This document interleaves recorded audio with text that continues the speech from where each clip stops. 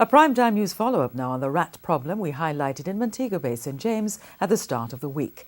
Health authorities have a rat eradication program underway, but they're concerned it may not be enough, especially if people continue to throw garbage just about any and everywhere. Some people have said vendors are a big part of the problem. We spoke to vendors as well as other residents today. Improper garbage disposal outside the Charles Gordon Market in Montego Bay, St. James, the kind of activity said to be linked to the rat problem in the parish. Bus and taxi operators also said to be poorly disposing of their waste. We visited a section of the Montego Bay Transportation Centre, which is not far from the market, and here's what we saw. Muck along this gully in the Transportation Centre. What you see here is gas oil mixed with garbage. The man who cleans the area did not wish to appear on camera, but gave this account. Them throw the aisle when them drain the bus, like change the aisle from the bus. Then throw the aisle from the garbage and get harder to take up. I'm go down to slide on them way there. But we clean every other day. But through me in there Saturday and Monday, it get heavy. He added that though garbage cans have been installed, some persons refuse to use them.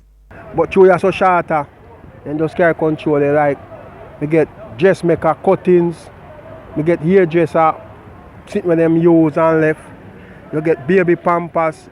This man believes stricter penalties are needed to address the issue. All who they dump the garbage them we get locked up.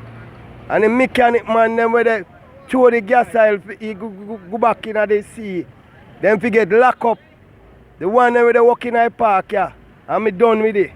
TVJ News caught up with the Mayor of Montego Bay, Homer Davis, who gave an update, having apparently spoken with the Chief Public Health Inspector for St. James, Lennox Wallace. After speaking to Mr. Lennox Wallace just last week, they have destroyed a total of over 800 rats, and the baiting still continues. The rat baiting program is about 70% complete, but the mayor is confident the city will be able to get rid of the rodents. It is a process that will take some time because you have to set the bait, you have to allow the rats to come and have their meal, and then after that, then there has to be a clean-up, a check-off point.